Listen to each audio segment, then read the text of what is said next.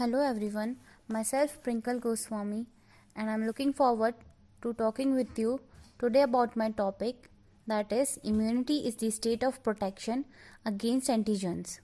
First of all, we'll see what is immunity. Immunity is defined as the ability to resist pathogens and their toxic products that tends to damage the tissue or organ. We'll move forward and see the types of immunity. First, it's innate immunity. Organ tissue cells of the immune system that we are born with. Example, skin that acts as a barrier to block germs from entering the body, and the immune system recognize when certain invaders are foreign and could be dangerous.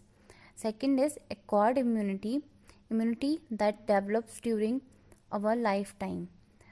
Thus, acquired immunity is subdivided into active immunity that develops throughout our lives. We develop adaptive immunity when we are exposed to diseases or when we are immunized against them with vaccine. Second is passive immunity. Passive immunity is borrowed from another source and it lasts for short time. For example, antibodies in a mother breast milk give a baby temporary immunity to disease with mother has been exposed. Now we'll see the lines of defense. The immune system can be divided into three basic lines of defense against pathogenic infection. The first line of defense against infection are the surface barrier that prevent the entry of pathogens into the body. The second line of defense are the non-specific phagocytes and other internal mechanisms that compromise the innate immunity. The third line of defense are the specific lymphocytes that produce antibodies as part of the adaptive immune response. Now, how does it work in protecting the body? The immune system is a complex network of cells and proteins that defends the body against infection. The immune system keeps a record of every germ it has ever defeated. It can be recognized and destroy the microbe. Blood components. The immune system includes certain types of white blood cells. It also includes chemicals and proteins in the blood such as antibodies, complement protein and interferons. Some of these directly attack foreign substance in the body and others work together to help the immune system cells. Lymphocytes are the type of white blood cell. There are B and T types of lymphocytes. B lymphocytes become cells that produce antibodies. Antibodies attach to a specific antigens and make it easier for the immune cells to destroy the antigen. T lymphocytes attack antigens directly and help control the immune response.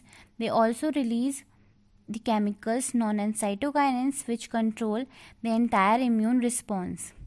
Now, what is the role of the immune system? First is, it is made up of various organs, cells and protein. First is white blood cell. They attack pathogens both in blood cells itself and in other tissues of the body.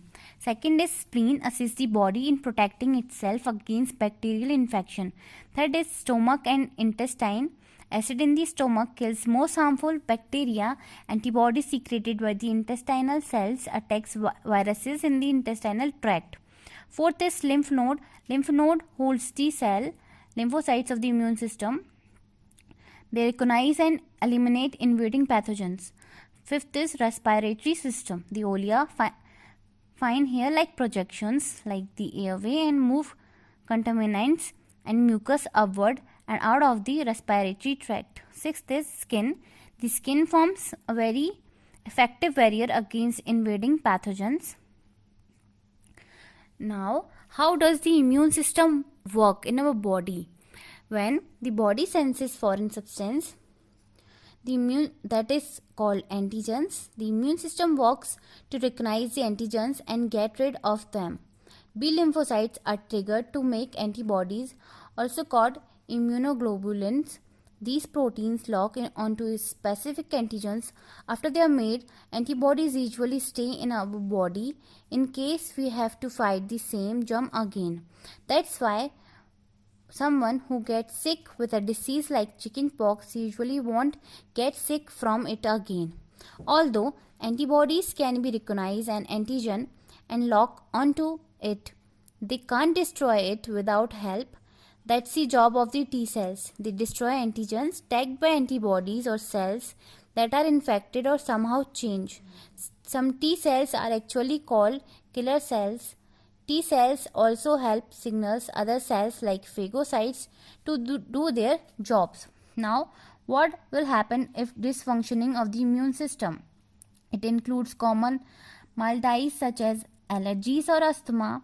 Loss of immune function leaves the host susceptible to infection, and autoimmunity. The immune system attacks host cell or tissue. Thank you.